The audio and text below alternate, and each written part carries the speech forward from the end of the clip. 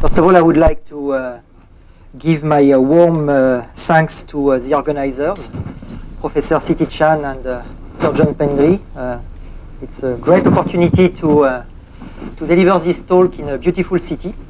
So this is a joint work with people at Fresnel Institute, André Diatta, Mohamed Farhat, and Stéphane Enoch. Stéphane is now the head of Institut Fresnel, but also with Alexander Movchan, who works at the Mathematical Science Department in Liverpool University, Emmanuel Javelot and Stéphane Brûlé, who are engineers at the Ménard company and who are actually making these seismic metamaterials, Guillaume Dupont and Bernard Molin, who work in the Institute of Fluid Mechanics in Marseille, and Dimitri Komatic was a great geophysical insight, which is welcome for these seismic waves. So the outline of my talk is as follows. So introduction, so lots of blah blah that you would have met before. Part 1, basic principle of transformational physics. Part 2, invisibility cloaks for surface acoustic waves. Part 3, focusing lamp waves in plates. So these are flexural waves. And part 4, towards seismic metamaterials. Then conclusion and perspectives. So I have a number of collaborators in France, UK, and recently US and China. So on acoustic metamaterials. Collaborators in Sydney, and this is a long ongoing collaboration with the group of Ross McFerran and the group of Anand Saramakrishna in India, and some collaboration with the group of Romain Quidan for surface plasmon polaritons as well. And most recently with the group of Martin Wegener regarding control of heat flux. Right, so just the state of the art. So in 2005, Andrea Alou and Nader Angueta came up with this idea of transparency, electromagnetic transparency. So they consider a dielectric sphere, and they surround this sphere with a low refractive index shell. And this low refractive index shell counteracts the scattering of this sphere, and well, it's what we might call a plasmonic resonance. So another way to also get cloaking using similar consolation techniques is having a cylindrical perfect lens, and when you have a countable set of dipoles approaching this perfect lens, they are cloaked. So Graham Milton discussed this at length today, so I won't really go back on this. So we might wonder what happens if we think of acoustic waves. Well, actually, the same holds true for acoustic waves, because as we have seen this morning with Jensen Lee, the role of permittivity could be played by the density, the role of permeability, well, permittivity by density, permeability by compressibility. So you have really some strong analogies, and you can play with these analogies. And for instance, here you have a sphere, and this sphere is plunged in a liquid. So you can send a pressure wave on this sphere, and then here, if you surround the sphere by this small shell of resonant metamaterial, you manage to cloak the sphere. Okay, you can clearly see that when there is no cloaking, you have strong scattering, and here no scattering at all. So in 2006, we have these wonderful paradigms of invisibility cloaks. So the one designed by John Pendry, David Shuris, and David Smith actually works for any frequency. However, the price to pay is that you need to have anisotropy. So any frequency, or just in the static or geometric ray optics limit. So here, isotropic metamaterial using some conformal optics tools. So it's quite clear to see how this works in 2D, but in 3D it's a little bit more involved because you can't really use straightforwardly complex analysis. Whereas here, this works for any dimension. If you want to do it in n dimension, so be it. Right, so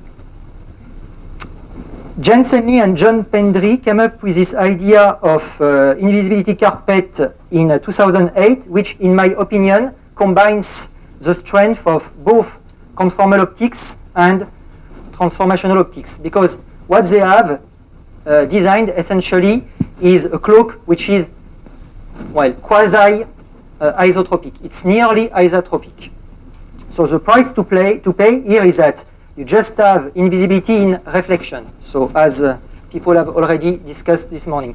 But this was really something that allowed people to make huge progress, and we even have Martin Wegener was able to design a three-dimensional cloak working in the visible range of frequencies, and I think this cloak is actually ultra broadband. Something similar, we have electromagnetic waves which propagate at the interface between a dielectric and a metal, and you can call this surface plasmons if you wish. So you have a Spanish group which came up with this idea of curving the metal and having some surface plasmon propagation on this curved metal. And since the metal is curved, you have lots of energy which is scattered in space. However, when they now surround, for instance, this bump by a box, we can't clearly see it, but there is a box, and this box is nothing but an invisibility carpet as the one designed by Pendry and Lee earlier. Well, you can see that if you have this box, now the plasmon propagates as if the metal would be just flat, a bare flat metal. So we did something analogous the same year, but it was not having some bump on the metal surface, but rather some mirror which we designed on the surface itself. So the mirror was curved. So if you wish, you have a mirror, so a metallic plane with a mirror in this plane. And you can send a surface plasmon on this curved mirror. So here it's a curved Bragg waveguide which behaves as a mirror. So if you send a surface plasmon on this curved Bragg mirror, of course there is going to be some scattering. And it's going to scatter in many directions. Now if you surround this Bragg mirror by a carpet, and this is, well, quasi-transformal, it's a quasi-conformal grid, so there is little anisotropy involved here in the design. So if you send a surface plasmon on this at 800 nanometers, well, you can see that you have nearly no way to see the curved side of this mirror. So this actually works between 750 and 900 nanometers. So once again, we can ask ourselves, what is the counterpart of this kind of surface electromagnetic waves in acoustics? So we could think of water waves, or we could think of, well, these so-called lamp waves in thin plates. And water waves and lamp waves have a dispersion relation which is quasi-identical to that of surface plasmon polaritons. So actually what we have done in transformational plasmonics can be also done for these kinds of waves. So, and here another acoustic experiment which was for ultrasonic pressure waves, and this was by the group of Nicolas Fang. So one idea which came up in 2009 is to do it not only for thin plates, but also for, well, large seismic waves. So we will see if this is something which is realistic or not in a moment. So what we need to use is, well, these tools of transformational optics, but for other kinds of equations. So the way we do it is just following what Pendry did earlier. We take this Cartesian mesh, we distort this mesh, and so now we no longer have x, y, z coordinates, but p, q, and r, which have implicit dependence upon x, y, z. So this has tremendous consequences if we think of the partial differential equation involved. So take any operator L, it's a PDE, and there is this coefficient m, which could be even spatially varying. But m is a function which has scalar values. So you have essentially an isotropic heterogeneous medium, and S plays the role of the source. So if you distort your mesh, now M becomes a tensor. It's matrix valued.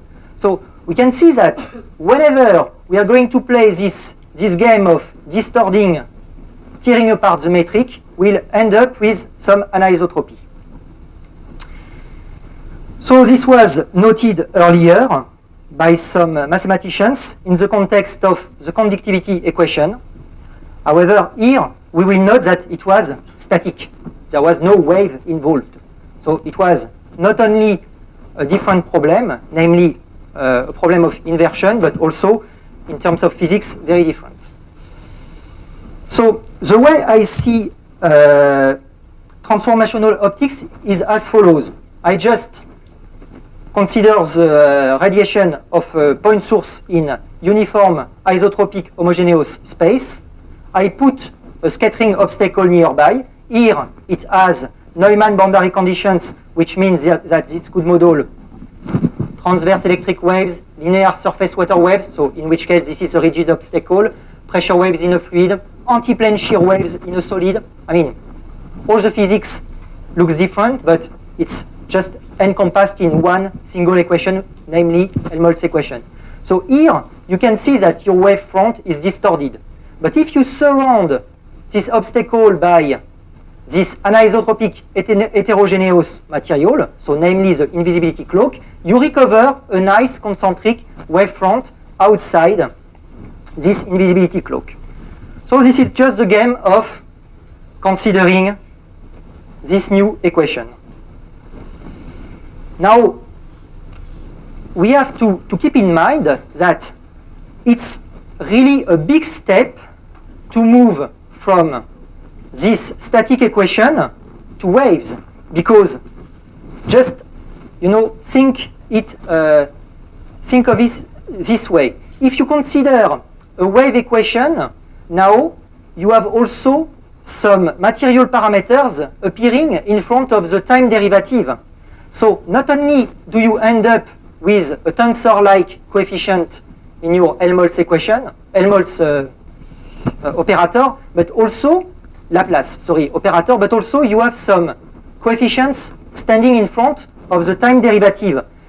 And we all know that on the inner boundary of a cloak, well, something really weird happens to your coefficients, namely in this case, they will turn out to diverge. Okay, so this is a wave experiment, and just to exemplify the fact that wave, well, has a physical meaning of its own, if I do it now for the heat equation, I have a very different type of behavior. So here, the wave propagates and the amplitude is preserved, whereas here, heat diffuses, and you have large temperature here and small temperature here. Okay? So there is a second thing which we ought to keep in mind is that depending upon the nature of the wave equation, we might also end up into trouble when we play this trick of the change of coordinates. For instance, if you look at the Navier equations, well, Milton and co-authors have shown back in 2006 that if you really want to preserve the symmetry of the elasticity tensor, you don't end up with a Navier equation anymore. You have additional terms in your equation. If you want to preserve, to retain the form of the Navier system, you need to break to allow for symmetry breaking of this coefficient C, which is here a rank 4 elasticity tensor. So this means that in this case, you need to resort to what people call Coursera type material, which have some kind of micro rotations. So this is something we modeled numerically back in 2009 with Michele Brun and Alexander Movchan. And this year, we actually started to do the numerics for the same equation, but no longer time harmonic, but now time dependent. And it turns out that it's really, really hard to sort out this problem. Not so easy. So, invisibility cloaks for surface acoustic waves. Well, the nice thing with surface acoustic waves is that if you start from Navier stocks and you look at what happens on the free interface between the liquid and air, then you end up with the Helmholtz equation, which retains its form under geometric changes. You have, after the change of coordinate, an anisotropic coefficient, which we call shear viscosity. And okay, so you can play the usual tricks of structuring matter. Here, you put some pillars in water, and you can see that you end up with some type of cloaking. We actually also did the experiment, water wave experiment for an invisibility carpet. So it's a channel. The channel is 15 meters long and 2 meters wide.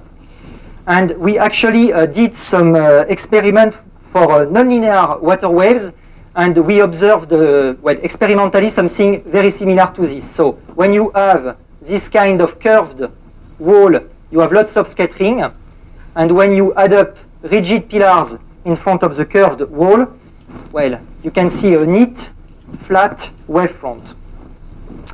Okay, so in essence, how do we make this anisotropic coefficient for real? So let's exemplify this with this structured water wave cloak, which we proposed in 2008. So if you look at this cloak from above, you can consider that it's just this kind of inclusions, and on each inclusion you're going to set some Neumann boundary conditions. Neumann boundary conditions means that the normal phase velocity of wave vanishes when the wave touches the boundary of these inclusions. So this has a very familiar structure, which people have already studied in the context of homogenization techniques, and they know using this kind of, well, Taylor expansions, where x stands for polar coordinates r and theta, and x over eta is what they call the microscopic variable, where well, which takes into account this small inclusions. So when you take this kind of Taylor expansion in your field, whatever field you're thinking of, you start from the Helmholtz equation and you end up always with this equation where you have a matrix, here mu, sitting inside this Laplace operator. So this is really what is needed for our goal, our aim. So we know that this structure is exactly what is required to get the correct effect. And thanks to homogenization theory, we know what is exactly the structure of this matrix. So basically it's an identity matrix minus corrective terms, psi r, psi r theta, and so on, which can be deduced from a line integral of certain psi I functions times nj, which is the normal vector to an inclusion. So when we perform this line integral over the boundary of each inclusion, we are able to feed in this matrix and in turn, we know exactly what to put here. And this psi I are solutions of a very simple hydrostatic problem with certain periodic conditions. So we use this recipe and we work out that our effective shear viscosity should be as follows. So you can see that this value is much larger than this one, and this value stands for the strong anisotropy in the azimuthal or tangential direction. So this is exactly the spirit of transformation optics, but in the context of homogenization. And here is the annex problem associated with this, so which we solve. We solve actually two of them, and then we feed the matrix mu which we get out of this into the invisibility cloak. So this invisibility cloak here is some kind of transversely anisotropic fluid, and if you have an acoustic nearby, you can clearly see that the streamlines are neatly detoured around this transversely anisotropic fluid. And in the middle, you have, in the white zone, a rigid obstacle. So it's one thing to do it theoretically, but we would like now to do it practically. So we consider here such a cloak with 200 inclusions, and we can see that cloaking is nearly perfect. Well, 200 inclusions we could not make in Marseille. So we were only able to design it for 100 inclusions, but which is better than nothing. So you get already some kind of cloaking. And the nice thing is that, as I said, homogenization is quite universal.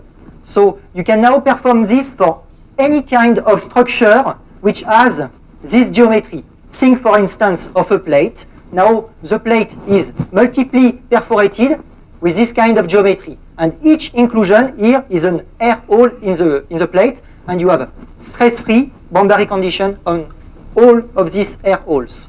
And you can perform exactly the same kind of analysis. Now you have actually what we call a biharmonic operator. So its order is 4, but it works exactly in the same way as before. And what plays the role of the shear viscosity here is an anisotropic Young modulus.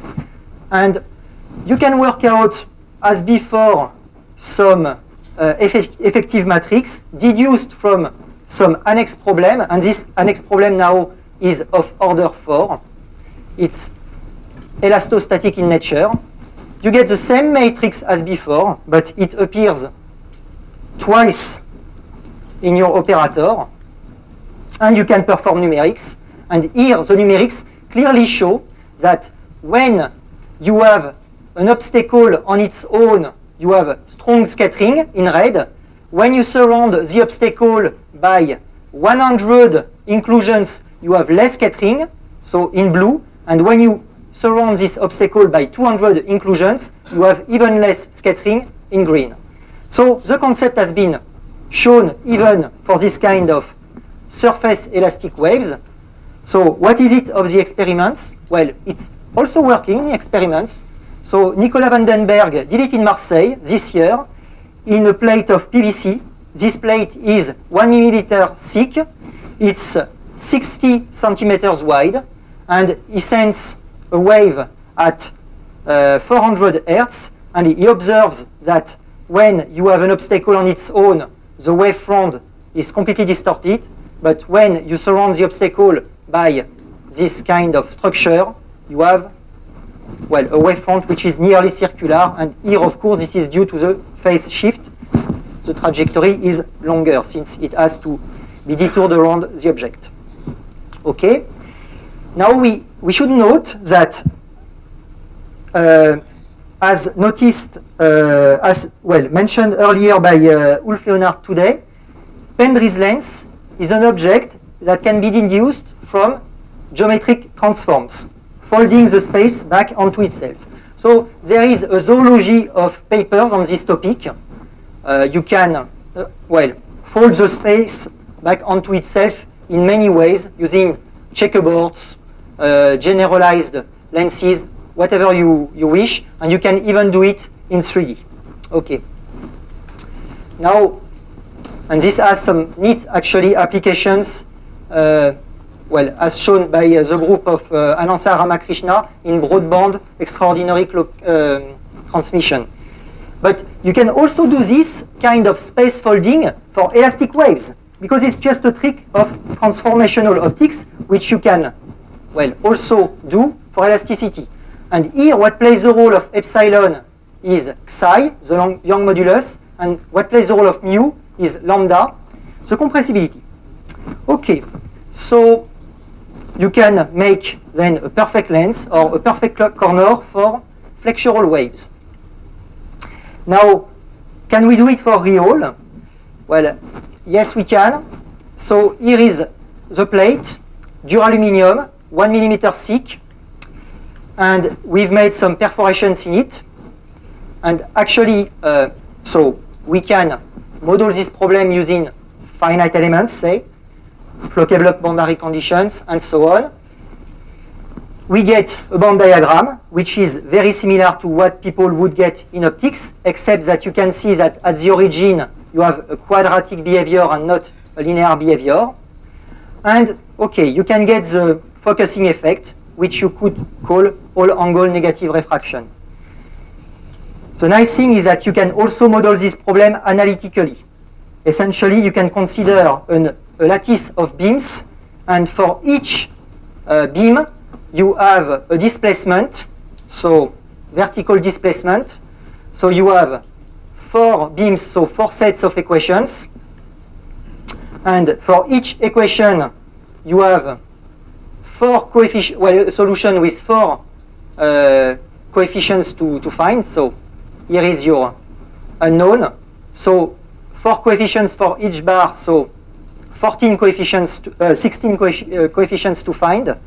So you need 16 boundary conditions, 8 of which are provided by the Floquet-Bloch boundary conditions, 5 of which are provided by the continuity of the displacement field and its derivative at the intersection of the 4 bars. And this last condition here actually maintains the right angle of the beams. So we still miss 3 boundary conditions because 8 plus 5 is 13, and the last 3 have to do with linear momentum and angular momentum, which has to be preserved. So you put this in a 16 by 16 matrix. So you want to vanish the determinant. You do this in Maple, and Maple breaks down. So what you should do then is think, what can I do to simplify the problem? Well, you put all these entries to 0. This means that there is no inertia at the junction between beams. And in this case, Maple finds the solution in terms of this very simple equation. So this sin A function, when it vanishes, brings you this flat band. And this factor brings you the dispersion curves, whereas this one, since you have a cosine, doesn't bring you any contribution. It is associated with evanescent waves. Okay? So you have an analytical solution to your dispersion diagrams. And we have actually used this kind of formula, very simple formula, to design our flat elastic lens. So in blue, solid blue line, we have the finite element simulations, and in dotted black line, we have the dispersion relation, which is given by hand. So this is what we get from the Floquet-Bloch analysis, and then feeding this into the experimental setup, we know that we need to look around 10 kilohertz because the isofrequency contours have the correct behavior. And so here is your source, and here is the image on the other side of the lattice. So actually we can do even better. Now we can make a step into this plate, and if you have a change of thickness, which is what the step brings, it changes the wave speed, and it allows us to have a better impedance match between the array and the rest of the plate. And this allows us to actually improve the image resolution. Here, the image resolution was about lambda, and here we get 0.4 lambda. Okay, so this is as much as we will get without a metamaterial. So, to finish up the talk, towards seismic metamaterials, so this was some kind of crazy idea we got back in 2009, making a metamaterial which would be like 200 meters wide, and it would protect a given region. So this skyscraper, it could be in Hong Kong, let's say, from a seismic wave. So this idea has nearly come true thanks to Menard company. So this company builds some airports, some nuclear plants. So they are very good at digging up the soil. They can make very large holes, very deep, down to 100 meters. So they made a first experiment in Grenoble in mid-August. It was a bank holiday in France. So they asked a few people in their company if they would like to have a bit of fun. And some said no, of course, because it was a bank holiday. And some said yes, we would like to have a bit of fun. So this is what they did. They have this kind of vibrating mass inside the soil, 2 meters deep. It generates actually a micro-seismic wave at a frequency of 50 Hertz. And then it is in presence of these air holes. So 5 meters deep and 32 centimeters in diameter and spaced by 1.73 meter. So this is basically a photonic crystal, but a very large one. So this is how it looks like in real life. So it's not really cylindrical. It's more like a conical shape, but they did what they could. There was a problem to choose correctly the seismic source because we were targeting 50 Hertz, and they had a bit of an issue with which crane to use, what kind of vibration, vibrator they could use, but they managed to find a way to do it.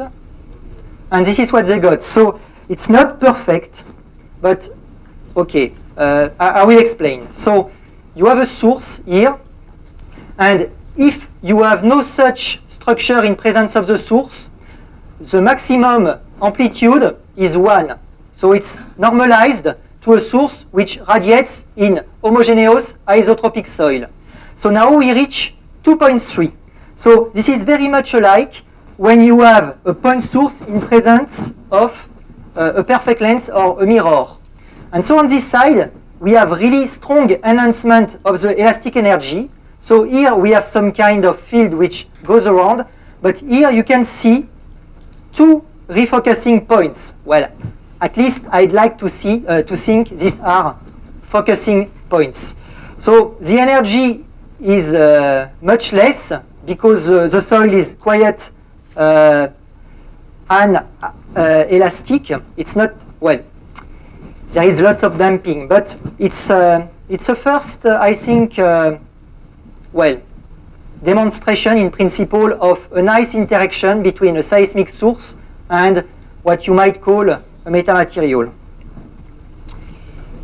So conclusions and perspectives. So we can play with light, with sound waves, elastic waves, bearing in mind that some equations do not retain their form under geometric transforms. So we can, from this, engineer some water waves metamaterials, pressure wave metamaterials for focusing and cloaking of various kinds of waves, such as water wave, pressure waves, lamp waves in plates. We can even think of Rayleigh waves. So this is most likely a Rayleigh wave. And we can also transfer all these coordinate changes into the field of diffusion equations, which is something now I'm doing with Martin Wegener. And yes, here is so something which was released 4 days ago in Le Monde, because we had actually a second experiment, and this second experiment was even more fun, because you have to imagine you have a crane, and you have a mass, 17 tons, and we drop this mass from a height of 20 meters. And actually, it creates a seismic wave of magnitude 4. So I was sitting here on the other side of the metamaterial, and I can tell you I was really feeling the wave. Whenever it would pass through me, I would bend my knee. It was completely, it was just a reflex. It's very, very, very strange. So we were running then already a second experiment where now the data is being analyzed. And in 2 months, we will try to do this one. In 2 months' time, we are going to try this one. I don't know what we will get, but something. Okay. So, and with this, I think I will thank you.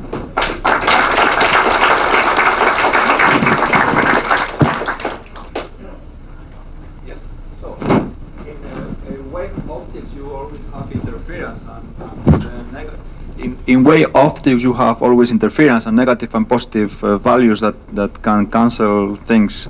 So when you don't have a wave, like in the thermal case, then what can be done? I don't know, using active devices or playing so you're tricks in the frequency domain or something? Just a minute. Can you comment? You're talking of the diffusion one? Yes. So what can you do with heat? In fact, you can cool down a device. Okay? Where was it? I can't find it back.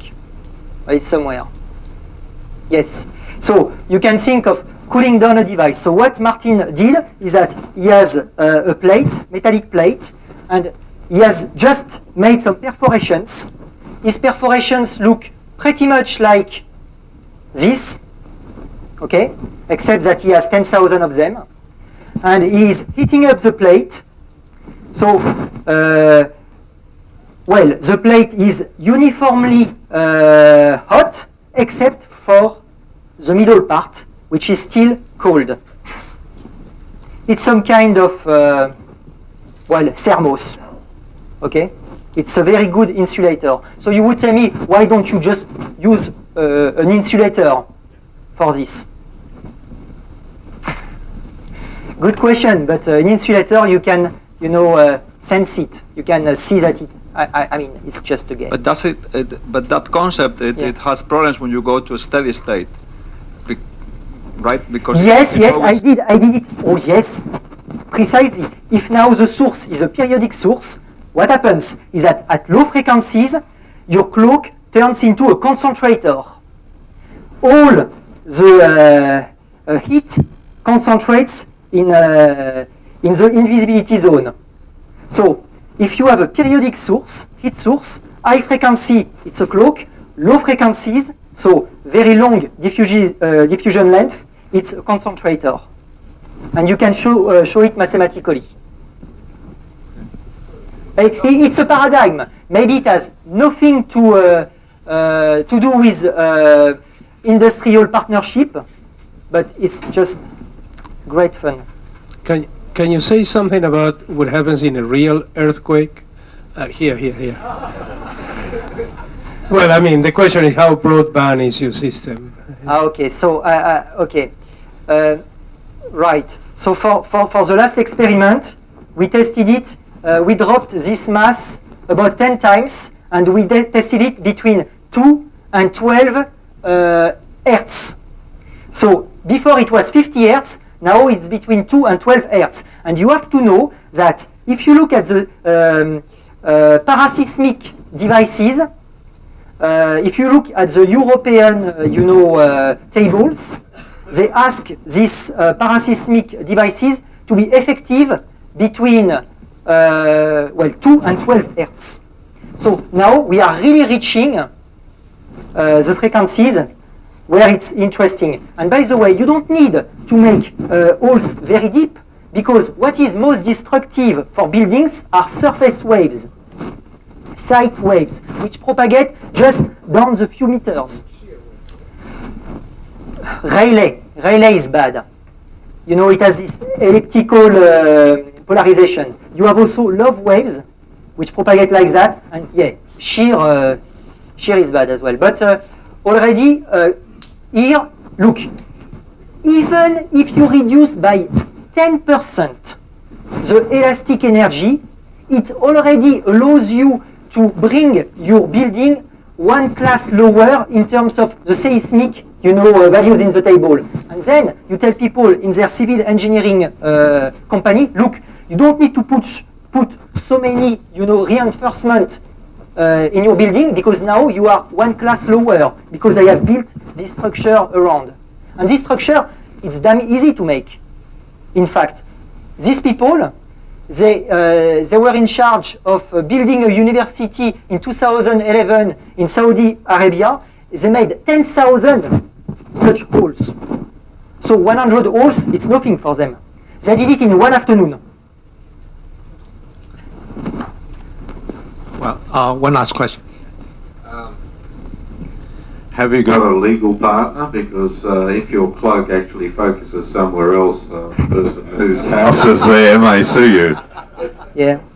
Well, actually, this is what interests this company, because when they build these large things, you know, when they drill holes and so on, they actually create seismic waves. And they had many issues with, you know, inhabitants around the zone, which had houses with cracks and so on and so on. So what they want to do is confine the microseismic waves to the zone which they are actually building, and avoid it to spread too far away. So the advantage is you will not have names. Yes, exactly. Okay, let's thank the speaker again. Okay, so the main purpose of this talk is to show that the result presented in this work is completely wrong. And I hope after my half hour's talk, you will agree with me. And so this is in 2007, the work published in the Nature, a trapped rainbow storage of light in metamaterial. That's a great dream. The whole idea is a tapered metamaterial waveguide, and if you send the different light and different frequency, different color, they will stop and trap a different critical thickness. And then in such a way, you can store the different light frequency at different depths. So this is have a potential application for like optical storage at different position. So that's the whole story, what I call the dream of the trapped rainbow story of light in metamaterial. Now this is a very nice dream, and unfortunately there's one thing is missing in the kind of analysis. So mainly it's the coupling between forward and backward modes in such a waveguide, and that kills the whole dream.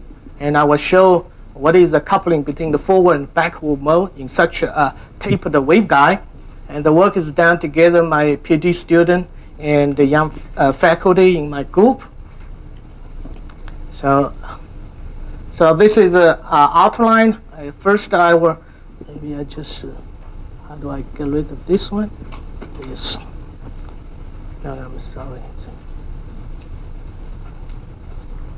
It's okay. So first I want to show the coexistence of the forward and backward modes in a left-hand material waveguide, and they were coupled to each other, which no one has noticed in the literature before.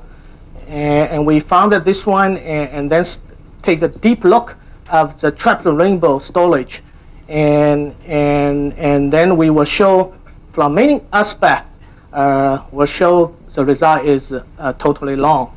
First, we're using the semi-analytical mode matching method to show the result is wrong. And then we're using the numerical simulation finite element method, for example. And very recently, we utilized energy and momentum conservation law to show that that result is wrong. And we also try to eliminate the mode coupling, see what happens. And then when we eliminate the mode coupling, then there's no reflection. And then it looks like okay, but then it's total transmission. Still, no mode, no light can be trapped there.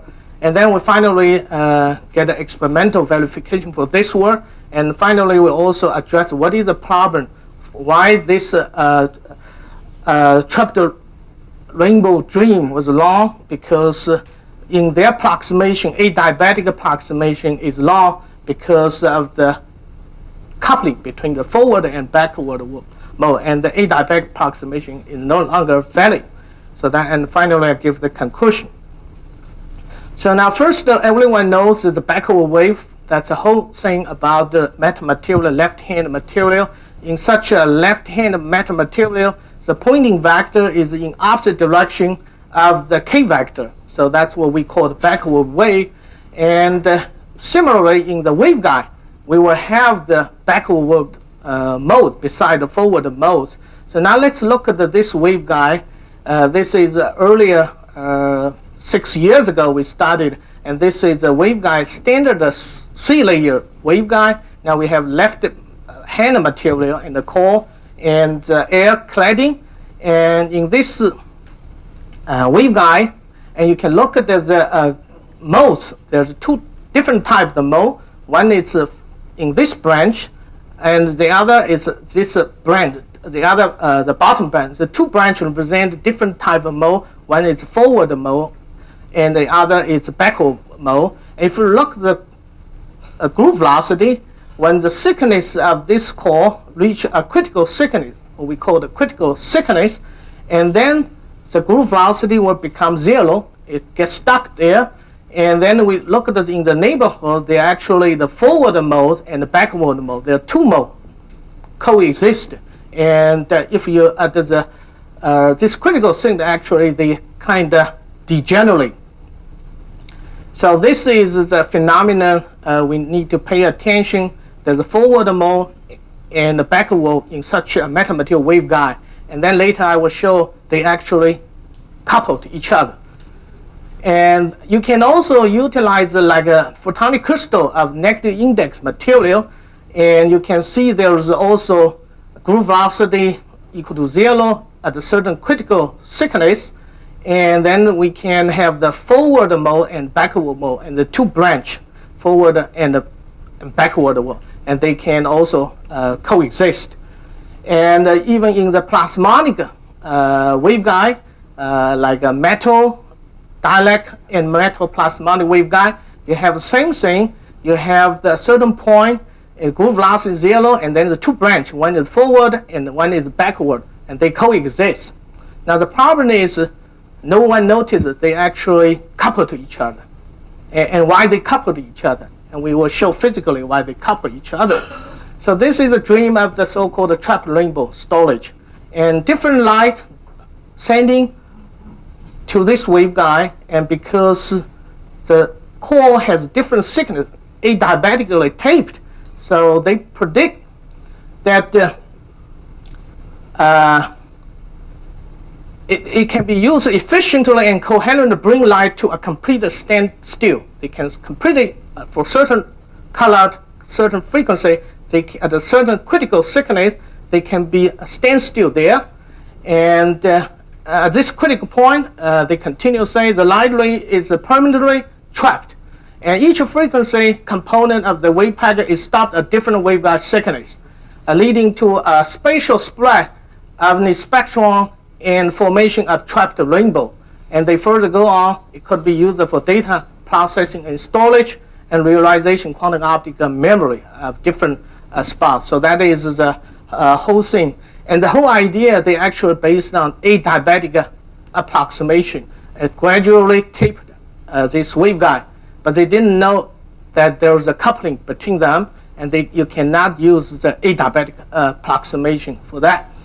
And this work, after publication, it has been cited for several hundred times, and there are many work followed, both theoretically and experimentally, and even express this kind of message to to a matter wave in the nuclear physics, not just electromagnetic community. So now in this talk, I want to show the coupling between the forward and backward. There's a forward mode and backward mode, and they couple to each other, even in a homogeneous uniform waveguide.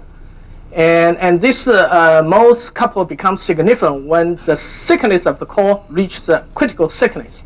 And there's a reason, and I will show you, because good matching of the wave vector, momentum conservation, and the mode profile of the two modes actually agreed very well. And this coupling kills the dream of the trapped rainbow in such a metamaterial, as I will show you later. So what is going on for any kind of metamaterial waveguide, just homogeneous slab waveguide? You look at the dispersion curve here. At this critical thickness, there's groove loss 0, but there's a neighborhood, there's two branches. One is in this branch, it's actually backward mode, and this one is forward mode. When the thickness of the core is larger than critical thickness. And then we look at these two modes, see what is going on. And you notice this, so let's look at the mode profile. They also, the critical thickness for this wavelength, it's at 52.45 micron. And then let's getting closer and closer to the critical thickness, and you see the two mode profile. One is this red dashed line, another in the blue color, and you're getting closer to the critical thickness, and you see the mode profile of these forward and backward. They're getting closer and closer. It's getting nearly identical of the two mode. It's kind of degenerate. And if you look at the overlap of these two mode profile, and when they reach to the critical thickness, and you see the overlap becomes the identity unit. That means the mode profile identical. So mode profile, and then what about the K vector? Now if you look at the waveguide, a tapered waveguide, this is incident wave going in this direction, and remember this is forward wave, so K factor is in this direction. And then there's a regular reflection of forward wave. This is a conventional reflection. What I denote is R11. It's a reflection of the forward wave back to the forward wave. So the K vector is in the same position of the pointing vector, so in this direction. Now look at this backward wave. The backward wave will also be reflected, coupled and reflected. And this backward wave, you see the energy goes backward. However, the K vector actually pointing in this direction, opposite direction. And you look at this backward wave reflection and the forward wave, the K vector actually identical, the same direction. And the mode profile is the same, and the K vector is the same. And when these actually coupled to each other at the critical thickness. So that's something we noticed. And we will show there's such a coupling between them. So there's not just the conventional reflection of the forward wave, but there's a sort of additional reflection due to the coupling from the forward wave to the backward wave of this backward modes, because they are degenerate at the coupling. So now we're using the mode matching method of this kind of waveguide. This is a core and different thickness. We expanded into all different modes, including the exponential decaying kind of evanescence mode, decaying mode even along the waveguide. So all the spectrum we calculate, and then they are orthogonal, so we expanded in this mode analysis method, and then we will calculate the reflection and the transmission. And again here, the forward, we will calculate when it's in the case. There are two cases. One case, the output waveguide core is less than the critical thickness. Another one larger than critical thickness. Both cases we will study. So first, when it's the output waveguide, the thickness is less than the critical thickness, and then no light can be penetrated in this region because this was the guide mode is not allowed here. So the thing is whether the light can be trapped there or rather coupled back to this one. So that's the situation. Now we will make this adiabatic tapering structure with many steps, and then we let the number of steps keep increasing and see whether they converge the coupled reflection. And then there's two contribution from the reflection. One is conventional reflection, R11. As the number of steps discretization increase, this one gradually finally goes to 0. So indeed, there's nothing reflected in the conventional definition of reflection of the forward wave. However, the backward wave of this backward wave, the coupled from forward wave coupled to the backward wave, and you see the K vector, the same mode profile is identical even at the critical thickness, and then you see this coupled reflection, sort of coupled energy of the backward wave. You see as the number of steps increase, and this R12 actually increasing and getting stable. Finally, getting super unit 1, which means total reflection. And so this, and there's a small leakage wave because this discretization and is getting 0. So this is a numerical simulation. This is analytical, the semi-analytical mode matching solution give you such a result. And the whole thing is because, and you see here in this kind of adiabatic tapering structure, from this incident to the backward wave of the forward wave of the conventional reflect is indeed very small because it's adiabatic tapered. And so this one, and you look at the wave vector, actually it's in opposite direction. So they do not couple to each other, or they do not reflect it because the tapering is so slow. But for this one, even the tapering is very slow because the wave vector is the same and the mode profile is the same along the critical thickness, and they will actually degenerate and couple, and they will couple back to this reflection. So then we're using the finite emergence method instead of the semi-analytical method. We're using the finite emergence method, and you see they consistent very well with the semi-analytical mode matching analysis. And this is a field plot. They keep going there, and then here squeeze. They actually, and this look the intensity, it indeed enhanced the field intensity by 4 times, but it's only 4 times. And this 4 times enhancement is actually because of squeezing, because the light propagating here getting slower, so it still keep pushing, but so it's finally squeezed. The energy intensity is a field intensity enhanced, but this is not trapping. The light actually will be coupled from the forward wave to the backward wave mode, and you see here there's this oscillation of intensity because the forward incident wave and the backward wave, they interfere each other, and the whole intensity have this kind of oscillation modulation patterns. So this is it's actually is due to the squeezing. It's not due to the trapping. And if you look at the case, if the D thickness of the core is larger than the critical thickness, and we're using the calculation embedding method of the mode analysis methods and accumulate, see whether what is the contribution of different portion of this taper, the structure, and then we build up as they increase to the critical thickness, and they gradually couple this R12 and R12, this gradually accumulate to unit 1 total reflection. Again, it will be accumulated. This backward, it's getting larger and larger of the backward coupling to the one, and finally goes up. And this is using, again, the semi-analytical, and then we can using the numerical simulation. They are still consistent. In this case, actually, you see the light can penetrate because there's a guided mode here.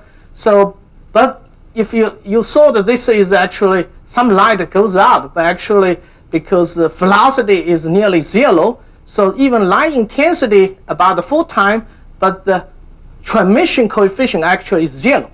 Even the intensity is pretty large because the groove velocity is 0. And remember, the Poynting vectors is light intensity multiplied by the groove velocity. So groove velocity equals to 0. Even the field intensity is several times larger. The energy flux through this surface is still very small, negligible. And in the end, the energy was totally reflected. Again, in this case, it's totally reflected. Even you notice much larger transmission field intensity, but the groove velocity is nearly 0 here. So again, you see the backward wave and the forward wave, or this kind of reflected wave, so they interfere each other, give you this kind of modulation of the intensity. So we can also look at the wave package in the time domain. So we make many kind of waves, putting different wavelengths together, example of wave package, and see in such a waveguide, tapered waveguide, whether they indeed will be totally reflected. And this is a wave package profile and along the same, and this is spectrum components, and then we look at the different time and how they propagate the energy center, the position, and indeed they will go in forward in this one, and then backward. The energy center will reflect it backward. They go this way, and then coupled of the backward wave, and it goes back in this direction. And then we even make the movie, and the light goes in as tapered the metamaterial waveguide, and it's a forward wave. Now they coupled and getting squeeze intensity 4 times higher, and then they coupled to the backward wave, and in the end totally reflected. And you can see the difference because forward wave, this is forward, is loosely confined. It's not so well confined in the core, and backward wave is better confined in the core, and you see the difference. The initial one is forward wave, it's not well confined, but you see the reflected wave, it's much better confined in the core because that is a backward wave. So it's a forward wave goes in, and backward wave modes coupled back, all the energy coupled back. And you see this forward wave very spread, and then becomes backward wave, where it's well confined in the core and squeeze, but will never get trapped. So the reflected, coupled, actually the coupled at the critical thickness, coupled to another mode. It's not the same forward mode, it's not the conventional reflection, but coupled mode. So now we look at even the lossy case. The earlier one is even the ideal case, lossless. Everything is perfect, ideal case. But now even lossy case, we will still see the modes will be coupled to the backward wave, and goes. So this is still strong with this one. And you can look at again, even for the lossy case, with some loss, and this is forward wave, and then goes and squeeze, enhanced intensity, and then coupled to the backward wave as another mode, and then goes out. Now we further want to using numerical simulation to see really these kind of mode, it's coupled and goes back. So we make another kind of tapered waveguide to see, try starting from this point, TM2 modes, from this point, and this is a thickness of different thickness. From this is thickness, wider thickness, and then we see the light goes in, and it reaches the critical point, and then they coupled to this point, Q1, Q2, and Q2, and then continue further to a leakage mode. We intentionally set a leakage mode's cutoff frequency, and when they reach this leakage mode, they will be coupled. And that leakage mode is only valid for the forward way, but not in the forward way. In the backward way, there's no leakage, but only in this way, forward way, they have leakage. So now we look at the light goes in. This is finite element simulation. This leakage thickness, there's nothing leakage for the forward way. Only when they squeeze and then couple the backward wave through this Q2 point, and then reach this thickness of D, leaking again, and they start leaking. The backward goes back, and we can even make the movie. They actually go this way, and now we even verified with directly excited from this end rather than this end, and you see here when the light comes here at the leakage critical thickness, there will be leakage. The light cannot go further. In this way, they cannot go further, but this way they can go further because this leakage mode cut off only in this. This is the backward, this forward way. So this is different. You see the forward and the back have different phenomena because the leakage mode cut off in this branch, not in that branch. So, and some people may even suspect maybe this coupling due to the discretization of the tapered waveguide, the boundary, because using the staircase, and we can even make it a flat waveguide as the 3 layers metamaterial flat waveguide. However, along the propagation direction, the reflection index is changing, continuously change from -1.4 to -3.37, and we can do the calculation. The group velocity will be 0 in the middle between them at the -1.38, and then the whole boundary is flat. There's no numerical discretization error for the tapered boundary, so it's all flat. And we do the simulation, and again, you see there's 2 branches. At the critical thickness getting squeezed, and the energy coupled back.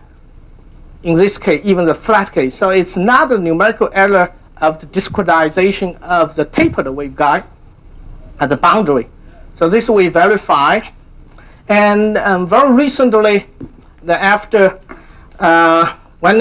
nearly 2 years working on this one, and I was still not satisfied. I tried to very strictly prove that is the trapped rainbow is not correct. So even we are convinced, we want that very strict approval from mathematical point of view. So we started again energy momentum conservation law, and momentum conservation law for the metamaterial we have to justify in the correct formulation, and we finally approved that. And for the energy conservation, in this it's very lengthy. You can find in our very recent publication about the momentum conservation, and in this case, it's very lengthy, but I only show the final result. We defined a dimensionless quantity eta. It's a ratio of the pointing, this momentum, this is a momentum flow, pz, over the pointing vectors of energy flow, sz, energy flow, and this is the momentum flow. And very interesting in this tapered waveguide, metamaterial waveguide, at the critical thickness, momentum flow, they always finite. But the pointing vector of the energy flow, in this case, because Sz becomes 0, because at the critical thickness, the group velocity is 0, so this eta becomes singular.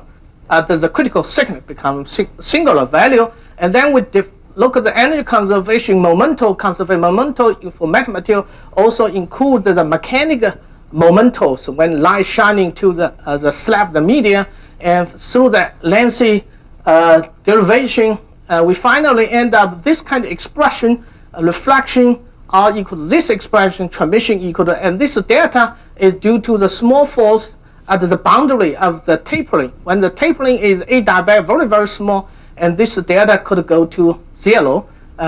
So this is a tapering boundary, small effect. But if you look at this formula at the critical thickness, and this dimensionless at the output, the critical becomes singular. So this is extremely large, this is extremely large, and this tapering become negligible, and the input of this dimension becomes small. So these two, gives to 1.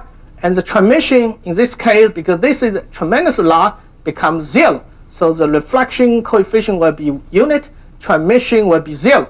So again, from energy conservation, momentum conservation, all the energy must be coupled back or reflected. So nothing gets trapped or stored at the critical signal or wherever. And then we try to see whether this is really because the coupling kills the stream, or what is the reason. So we try to eliminate the mode coupling.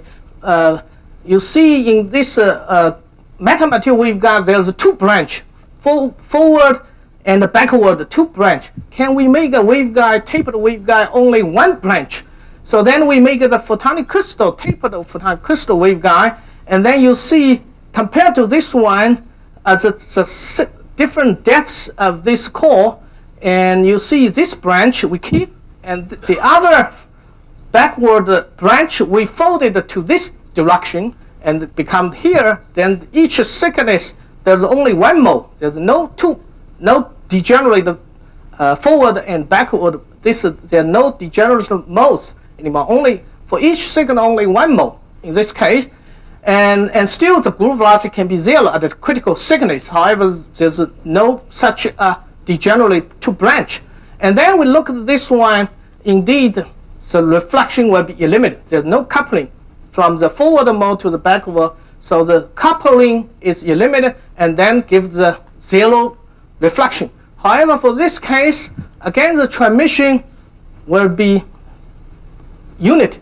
All the light will be transmitted. Still, there's no trapping. There's no way to trap the light at the critical thickness. Actually, like tunneling at the critical thickness with this structure, getting squeezed here, and then go through, slow kind of tunneling, go through. And there's no trapping again in this. But this shows the mode coupling is a reason for the reflection. And if you eliminate the mode coupling, there's no reflection. But the question remains whether you can still trap the light. If you can eliminate the transmission, both reflection 0 and transmission is 0, then you can have the trapped rainbow. And this, so then we experimentally verify this result. And in this case, we're using spoofed plasma on a metal surface, and this depth is different depths gradually. And you see from 3 millimeter to the 8 different millimeters, and this is the cutoff frequency is changed. And when you're getting deeper, you go to the higher cutoff frequency. And there's 2 branch. One is this one, the backward is red curve, and the blue curve is the forward curve, and this groove velocity equal to 0 position, and they are the forward and backward, and they couple to each other. Now, so we're putting excitation here, and then the wave comes here down, and when the frequency is low, they will just go through all the 3 regions. This is tapered, and this is constant, and then it's tapered, and they just go through. However, the critical frequency, cutoff frequency, is at 8.44 gigahertz. So when we increase causing the cutoff frequency, and at this position, they start oscillation, this modulation, because there's reflection. When the reflection comes, and the forward wave and the reflected wave, they interfere each other in making the modulation. And this modulation depth is actually indicating the intensity of the reflection. So in this case, we look at this one, experimental result and the simulation result, and as a modulation from this result, you're getting the modulation depth, and from modulation depth, you can deduce the reflection. In this case, nearly 80% of reflection will cause this magnitude of the modulation at this frequency. So the problem, so why still when people publish this paper, what is wrong? Because they go through all these things so that it's natural things, a trap rainbow will be okay, but actually they based on adiabatic approximation. Adiabatic approximation have such a condition the tapering should be so slow. Take a look at the Z derivative.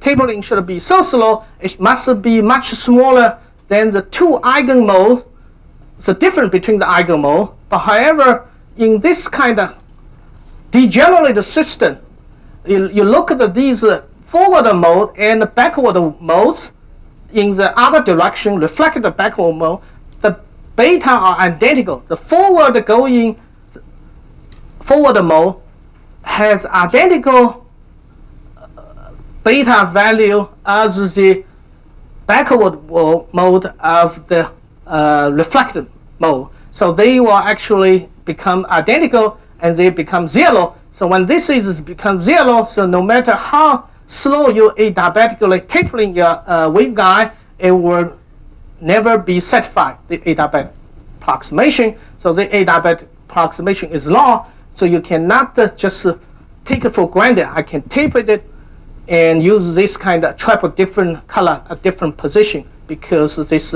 coupling between the forward wall and the backward wall kills the result.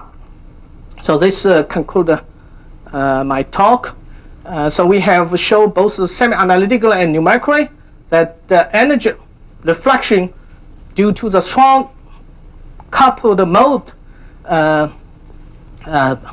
nearly to degenerate modes.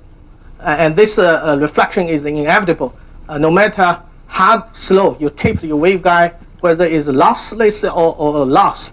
And we also, from an energy conservation law and momentum conservation law, prove that this is impossible to have this trapped rainbow because the coupling. And we experimentally verify. So the only possible for this kind of dream is unless in the future we find a very smart way to block the coupling between the forward and the back mode in such a waveguide. And so far, we don't see any possible way to block the coupling between them. But if this is possible to find a way, so I put it might be possible, but the chance is very, very small. So with that, I conclude my talk. Questions or comments? Yes. When you calculated the reflection coefficient, which you showed to be of the order unity, did you also calculate the rate of change of the phase of the reflection coefficient with frequency? And I ask that because although you show pretty conclusively that you don't trap forever, you may trap for a finite length of time, which might be useful, and the phase derivative would tell you how long. Okay. We didn't calculate look at the phase difference, but if you look at the interference between them, these are the phase effect interference, the forward and backward. So there's the interference. But this is a good point. We can look at how long it can. And if I just might add a rider to that, when you're considering how to trap it for a bit longer, there was some work by an Australian group, I think it may even been Yuri's group, in which they looked at a different waveguide where here what you get is a group velocity going to zero, but the Australian group also had the dispersion of the group velocity going to zero. So not only was d omega by dk zero, but d2 omega by dk squared. Oh yeah, zero. we look at the actually energy flux velocity. So it's really physical meaning of group velocity. Yeah, but if you alter the dispersion, so you had a quadratic minimum, then the two modes would come together in wave vector much more slowly. Yeah. Did you look at that? Yes, if you look at we have looked at the two mode coupling. This one, the critical signal is here, and when it's getting close, critical signal, the mode profile, the two, it's just getting close, it's become identical, so degenerate. Totally. Yes, but you don't have the second derivative of the group velocity zero, I think. I'm just sort of thinking of ways that you could actually trap it. But this is from the dispersion curve. We calculate the critical point. But in the numerical simulation, and it's like this simulation, even the group velocity 0 is in the neighborhood, you still see the squeezing. Still see the squeezing in the neighborhood. Yeah. Maybe a small deviation, you know, Sure. but it's I suggest you try that quartic situation where the second velocity, the second derivative is 0. Of course, it might trap for longer, and that might be useful. okay. But you see here, this is a real-time simulation. It's squeeze, stop a while, and then goes back. Yes, but that's the longer periods of oscillation. Yes. Yes. So that's a coupling, yeah, because the group vibe is very small, so they're getting a lot of time to reach the critical point. So it's gradually coupled, but actually not reaching the critical signal, it's already started coupling. The coupling, actually, before that, you already see the coupling started to come out before they reach the critical signal. I'm not arguing the Yeah. conclusion. I'm just saying Yeah, that although the 12 system trapped forever, it's trapped for finite seconds. I know, okay. So how long you will be satisfied? to try for, You set it there, yeah. that scale goes up to 3 Pascal periods, which is a lot. Yeah, so as it gets squeezed, and then here before they squeeze, they actually start something energy coupled back. Yes, but we can look at that. Yes. Okay, due to time constraint, let's thank the speaker again. Thank you. First, I would like to thank Professor C.G. Chen to give me a chance to report our recent study on the transparent metallic slabs based on the light tunneling. So, I'm Hong Chen from Tongji University. This is the logo of our university. So everyone in the small boat and they share happiness and the difficulties. Yeah. So this is outline my talk. It's the first is the motivation why we study this problem. Yeah. The second, we will give a mathematical description of the 1D PC in the gap region. Then we will study the light tunneling in heat structures made of some opaque metamaterials or some mirrors. Different kinds of mirrors put together, then become transparent. Okay. And we gave a theoretical study and experience study both in the microwave and visible light. Okay. Then next we will give some applications. Yeah. One of the applications is enhance the nonlinear effect in metals. Yeah. As you know, metal is common materials. They have very high conductivity and also very high reflectivity. So they also have very high nonlinear effect. For example, the third order susceptibility of the metal has several orders larger than that of the common usual dielectric. This is for silver, this number, and for fossil silica, this is small number. So with large third order susceptibility. The problem is the very high in reflectivity. So the light cannot go to the metal. So we cannot accessible such high nonlinear effect. For example, these two papers suggest far away direct excitation SPP by nonlinear four-wave mixing based on such large nonlinear effect. However, because of the very high reflectivity for far field, so such nonlinear excitation SPP directed excitation is with very low conservation efficiency. So now we ask the question: how to reduce the reflectivity, or even we can get reflectionless metals? So there's a lot of studies on this problem. Yeah, one of kind of this study is so-called matched dielectric photonic crystal. It's cut the metal into some thin pieces, and the thickness of the metal is smaller than the skin depth, like this purity structure metal and the dielectric, and the electric field, the node is located on the metal, so the light can go through the metal. So, this in fact is cascading of metallic cavities. Another kind is to make structured metallic surface. There are many such studies, like the surface plasmon and nanometallic particles. This one of such example. People make electric resonate and magnetic resonate to absorb the light. Yeah. Our study, we use another approach to reduce the reflectivity in an optical stick metallic slab with flat surface. It's of course not the surface plasmon. Of the key point, we construct a localized model coupled with instant far field. Because the surface plasmon we cannot directly covered by the far field because the momentum mismatch. We suggest use mechanism, light tunnel in the metamaterials. So as you know, the metamaterials have no ways to manipulating light. Yeah. In principle, we can divide it 4 parts. The material response to the EM wave. Yeah. This double negative materials and this single negative materials here. So in these 2 parts, the index is pure image number.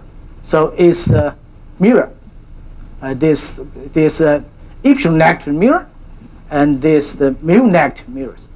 So we will focus on these 2 parts because the metal is also a mirror and epsilon negative mirror. So this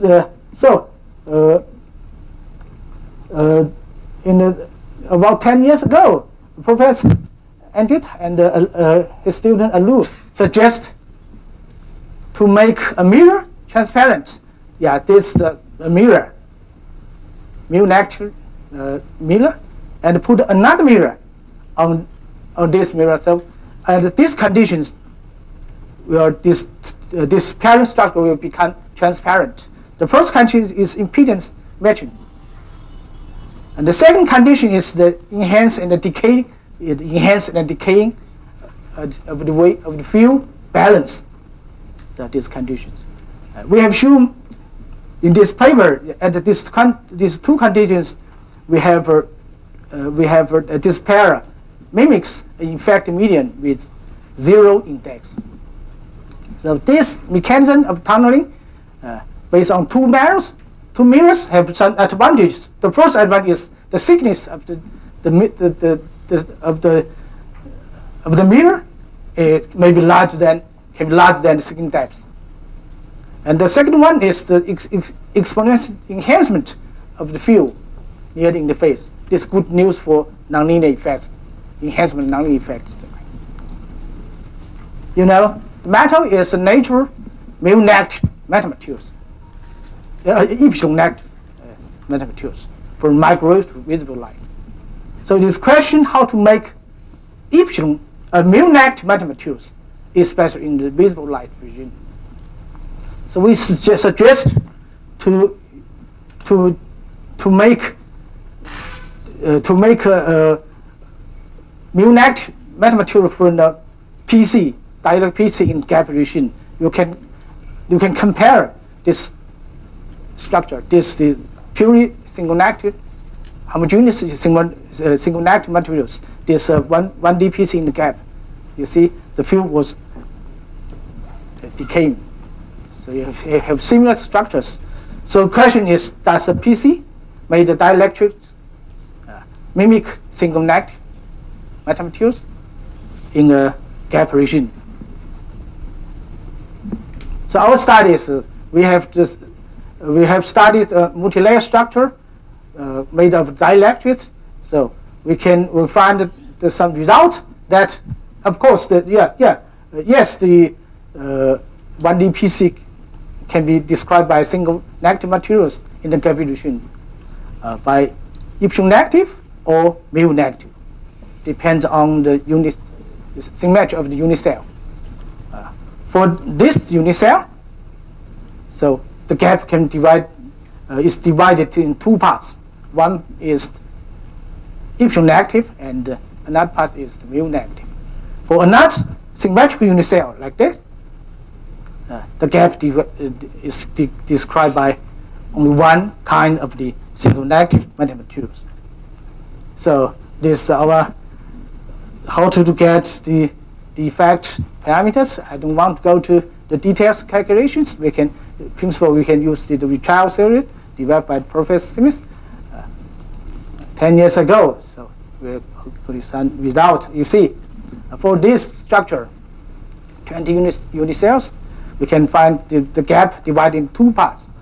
For the high frequency part is the epsilon negative metamaterial. For the low frequency part is the mu negative.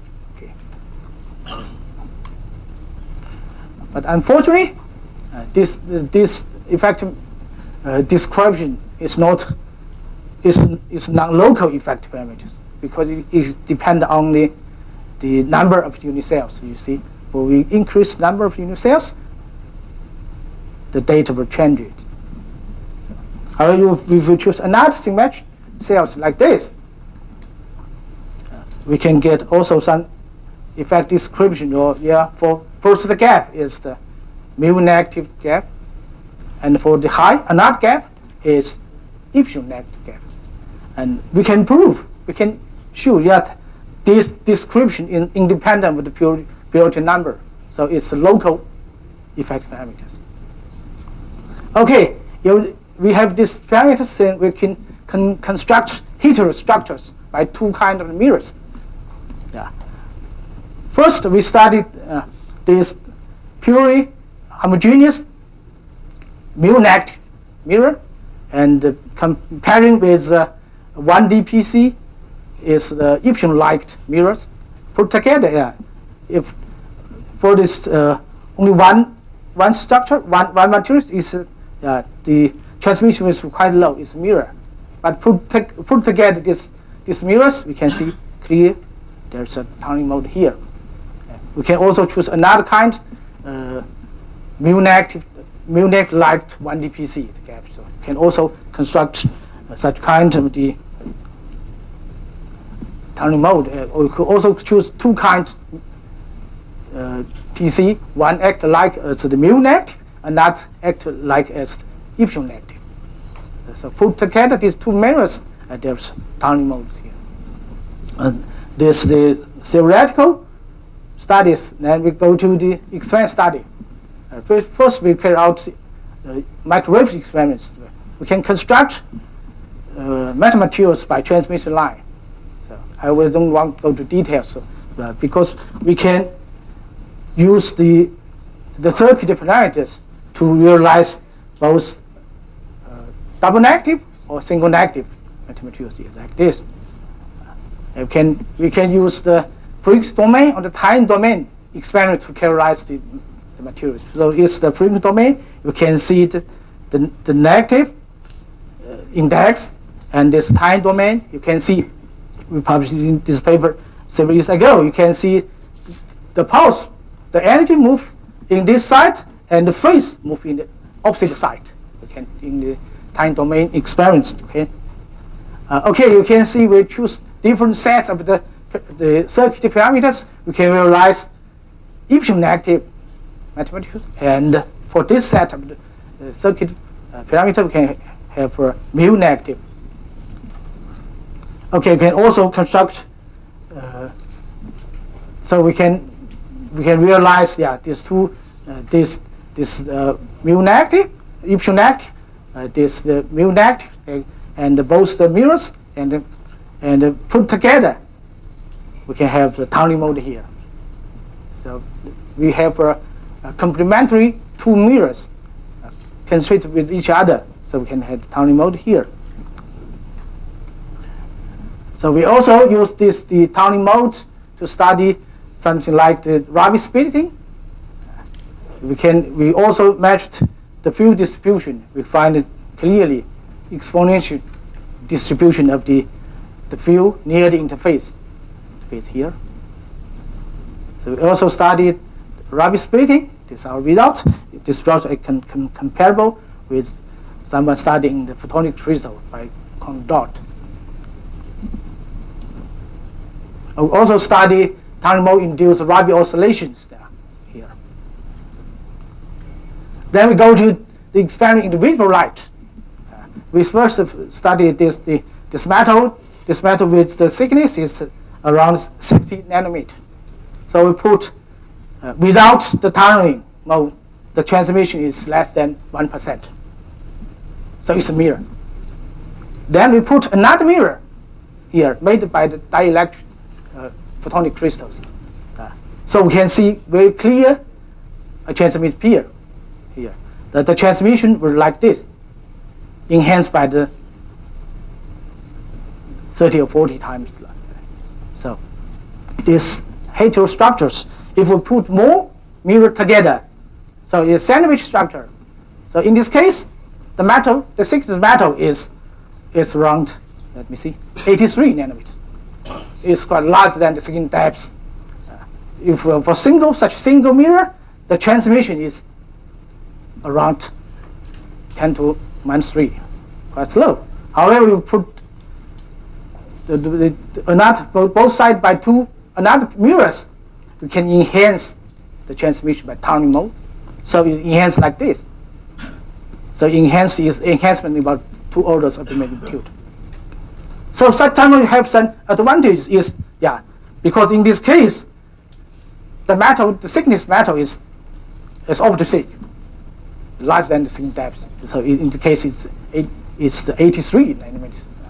Another case, you can covering direct from the far field in such flat, optically thick metal slabs. So we have some applications about such tunneling mode. So first is enhance the nonlinear effect, both theory and experiment. And we also use the enhancement of the nonlinear effect to realize some optical diode action. And also enhancement of Faraday effect by magneto-optical metal, because the magneto-optical metal have a large Faraday effect. But before, the light cannot go through such magneto-optical metal, so we cannot insert such large Faraday effect. So by tunneling mode, we can realize we enhance the Faraday effect. Okay. We also suggest to use the large third-order susceptibility of the metal to excitation SPP by far field. So we also to explain to show illustration that the mirror and the help of the tunneling mode can become an absorber. So because of time limit, we can give some examples. For example, is nonlinear enhancement. So we consider this structure. You see these 2 mirrors, complementary to this metal. It is 1 PC, and the thickness is around 67 nanometers. And so we have field distribution like this. So it is exponential distribution near the interface. So we compare this structure with ordinary metal dielectric pure auto structure, so-called metal dielectric photonic crystal, because this structure is used to demonstration enhancement the nonlinear effect in metals. You see for bulk copper, the field in the interface is quite small because refractance is around is less than 1, and for the 1D PC, the field is around 1. So, however, in our structure, we have shown that the field is enhanced exponentially near the interface. We just shown our experience, so some experience distribution of the optical field. So this enhancement of field will enhance nonlinear effect. So compare the light field in the interface here is this number. Compared to the 1D PC, 1D metal dielectric PC is around 1, and in the bulk metal is less than 1. So one may expect a large enhancement of the nonlinear effect. So we studied threshold for the nonlinear effect of the bistability.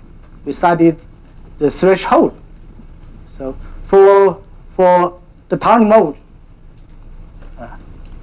we have shown the threshold is this number. This number. So we'll compare this structure with the 1D metallic dielectric pure structure. Use the same thickness of the metal, but divided into 7 pieces. So each piece have this number, the thickness. So we also at the same frequency, and also study the threshold by stability. That is the threshold of this number. So compare these two structures. We can have threshold for the heterostructure of the two kind of the mirrors. The threshold is this number. For periodic structure of the metal and the dielectric, and this number. So reduction threshold is about 40 times reduction. Okay. We can also study the phase, nonlinear phase shift by studying the field distribution in the metal. And in the heterostructure of the two kinds of mirrors, this number. For 1D NDPC, and this number, and for the bulk metal, and this number. So we have this enhancement. So such enhancement, we can quantitatively explain the reduction of the threshold. We also do experiments, these can experiments to characterize the nonlinear enhancement. First, we study the two kinds structure. This is the heterostructures. This is the 1D metallic dielectric pure structures. Have the same thickness of metal. This. So this the nonlinear property by scanning behavior. You can from this data. I don't want to go to the details. We can estimate the nonlinear response enhancement. So from this data, we can get the enhancement is around 3 times. That's right. So we can also do in another way. We can also calculate the field distribution in both structures.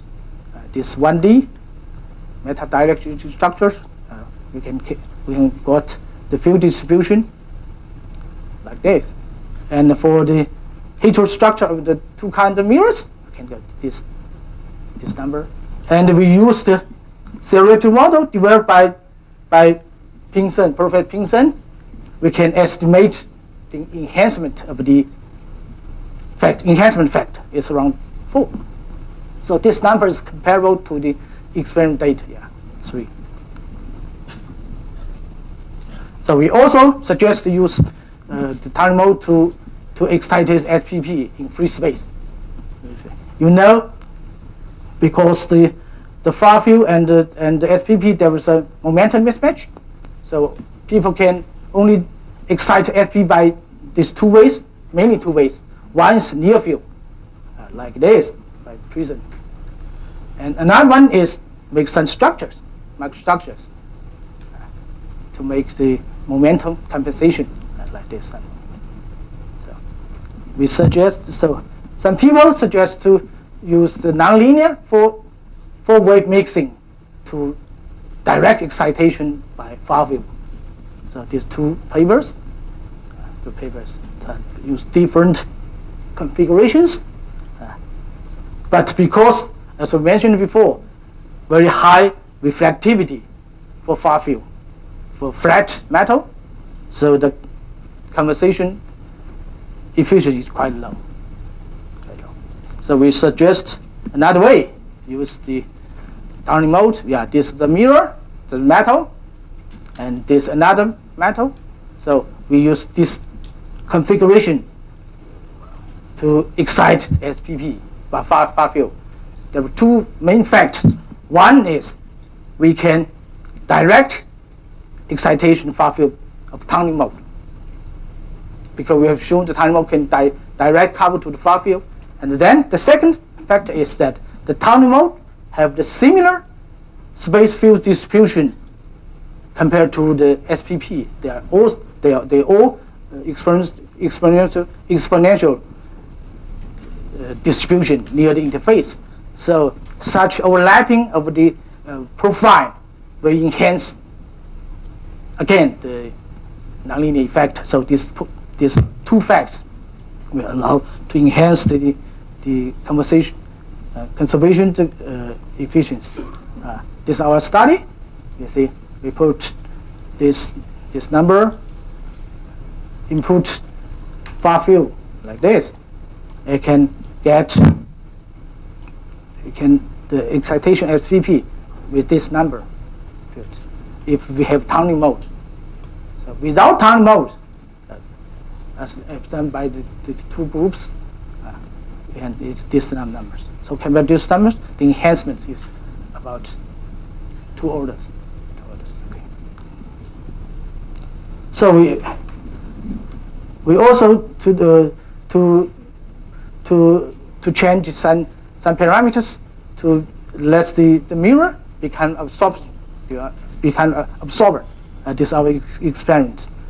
This is the metal have around this nanometers, and then you can find there's the deep of the fragments and the absorption. There is deep absorption. So in this case, we can study the absorption depend on the structure parameters like the periodic number. You see, as we increase the number, the absorption approaching the unit. So in this case, a metallic mirror, become an absorber. Okay. So this is our summary. We will just show here. So we like to thank our collaborators and also the financial support. Thank you for your attention.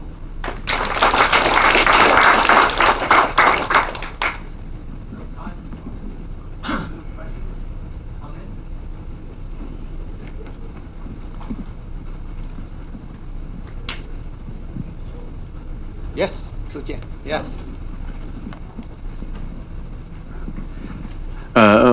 Full wave mixing, yeah, indeed, you can excite surface plasmon. Okay, but the problem is it is costly, and also you need. It's not economic. So what is from the what kind of point of view this method, yeah, is can be used, yeah, practically. So its advantage is we can to direct exciting the SPP in far field, because we can you see we can not use the reason is the near field covering, and also to avoid to make structures. Sometimes we need some flat surface to make some SPP circuit like this. So if you introduce the defects or periodic structures, it's easy to excite your SPP. So in this case, there will be some covering between some optical device based on SPP and such microstructure. There may be some coverings, so it makes some difficulties to the function of the devices there.